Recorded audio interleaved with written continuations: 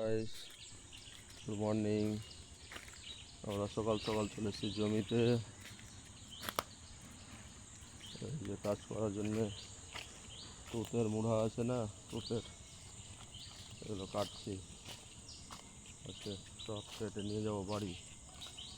এই যে পুরো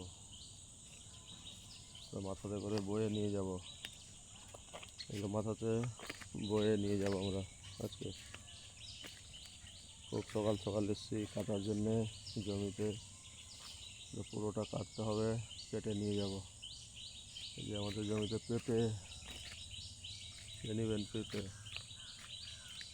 পেঁপেও আছে, তারপরে আম আছে।